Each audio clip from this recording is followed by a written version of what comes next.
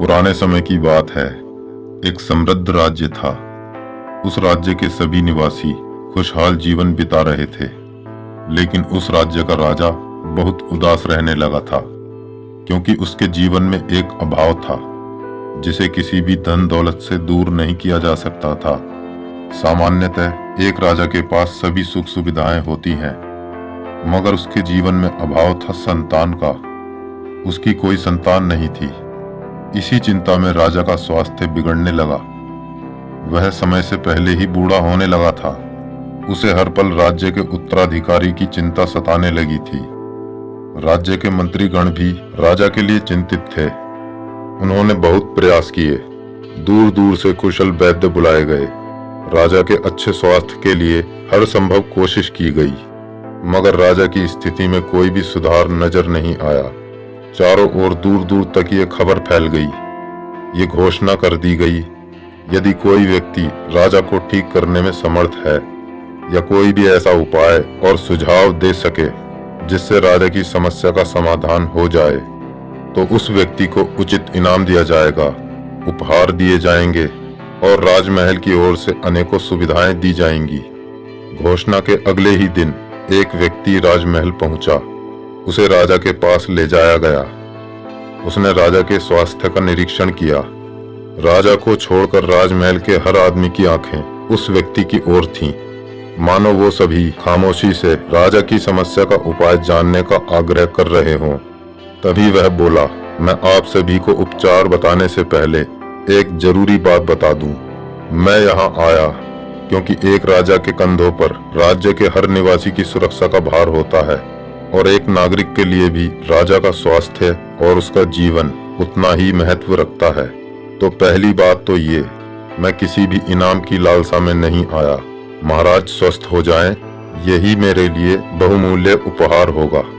दूसरी बात, मैं राजा के किसी काम आ सकूं, ये मेरा सौभाग्य होगा। सिर्फ मैं ही नहीं, आप सभी के सहयोग की भी आवश्यकता है। महाराज का स्वास्थ्य उनकी मानसिक पीड़ा के कारण प्रभावित है, इसलिए महाराज को ऐसे व्यक्ति का कुर्ता पहनाया जाए जो सदा खुश रहता हो, भीतर से आनंदित हो। एक बार तो सभी को लगा कि ये तो बड़ी आसान बात है।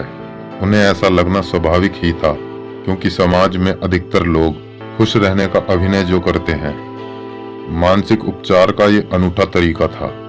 इस तरह के उपचार के विषय में न कभी किसी ने कहा था और न किसी ने सुना था, लेकिन वो सभी बुद्धिमान लोग जिन्हें ये बात बिल्कुल आसान लगी कि एक प्रसन्न व्यक्ति का कुर्ता ही तो राजा को पहनाना है, उन्हें लगा होगा कि वे शीघ्र ही ऐसे आदमी को खोज लेंगे और उसका कुर्ता राजा को पहना देंगे। मगर वो सभी अनजान थे इस बात से कि यह आसान सी बात कितनी मुश्किल होने वाली है, क्योंकि एक प्रसन्न आदमी और एक प्रसन्न चित्त आदमी में बहुत बड़ा भेद है। उस आदमी के उपाय बताते ही सभी दरबारी एक दूसरे की ओर देखने लगे। उस प्रसन्न चित्त व्यक्ति की खोज शुरू हो गई जिसका कुर्ता राजा को पहनाना है। सर्वप्रथम वजीर का चुनाव किया गया, तो वजीर ने कहा, मैं महाराज का सदा आभारी हूँ। मेरे पास जो कुछ भी है वह सब महाराज का दिया हुआ ही तो है। मेरा जीवन महाराज की सेवा में समर्पित है, मगर मेरे कुर्ते से कुछ ना होगा, क्योंकि मैं भीतर से खुश नहीं। बहुत लोगों को लगता होगा कि वजीर राजा के सबसे निकट है, धनी है, समृद्ध है, मगर इन बातों का जीवन में खुश होने से कोई लेना देना नहीं, क्योंकि बहुत सी चिंताएं मुझे भी घेरे हुए हैं।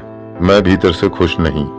इसी प्रकार राजसभा के हर एक दरबारी और राजमहल के हर एक कर्मचारी के मन को टटोला गया और पाया उनमें से एक व्यक्ति भी अपने जीवन में संतुष्ट नहीं, भीतर से खुश नहीं।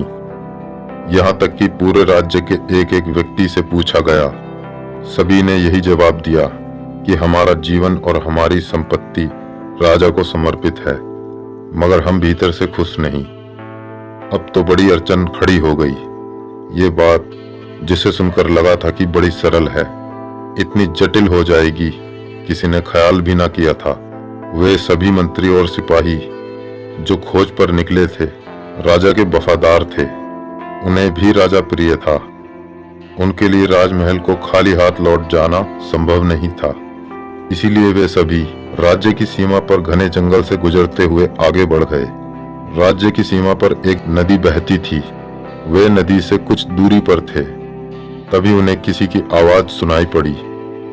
ये आवाज नदी की तरफ से ही आ रही थी। वे सभी नदी के किनारे पहुंचे और देखा एक आदमी नदी में स्नान कर रहा था और बड़ी ही मस्ती में गीत गा रहा था। उसकी मस्ती ऐसी थी कि जैसे बसंत ऋतु में मोर नाचता हो। वो इतना आनंदित था, उसे पता भी ना चला कि उसका गीत सुनकर राजमहल के ये लोग उसके नजदीक आ खड़े हुए। उन लोगों ने भी अपने जीवन में इतना अद्भुत आदमी कभी देखा नहीं था, जिसे कोई फिक्र ही ना हो। वो आदमी इतना मग्न था कि जैसे जीवन उसके लिए एक उत्सव हो। उस आदमी को देखकर मंत्रियों को भी लगा हो ना हो ये वही आदमी है जिसकी खोज में वो निकले हैं। फिर उस आदमी से बातचीत की गई। तुम बड़े प्रसन्न मालूम पड़ते हो। यदि तुम्हारा कुर्ता हमें मिल जाए तो शायद हमारी समस्या का निवारण हो सके। इसके बदले में जो कहो वो दाम देने को हम तैयार हैं। सारी बात सुनने के बाद वो आदमी बोला, मेरे पास कुर्ता नहीं है। बात तो निराशा की थी, लेकिन वो सभी हैरान थे ये देखकर कि इस आदमी के पास पहनने को वस्त्र भी नहीं, ये फिर भी इतना आनंदित है। ये कहानी सिर्फ उस राजा की नहीं है जो अपने उत्तराधिकारी के अभाव में दुखी है।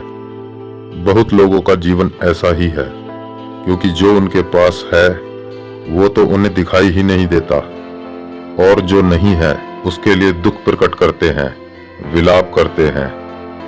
मनुष्य का दुख उसकी इच्छाओं और आशाओं से निर्मित होता है। जितनी ज्यादा इच्छाएं उतना बड़ा दुख। उस राजा के लिए निसंतान होना इतना बड़ा दुख नहीं था। उसके दुख का कारण थी ये इच्छा कि मेरी संतान ही राज्य का उत्तराधिकारी हो। एक राजा के लिए उसकी प्रजा भी संतान के समान है।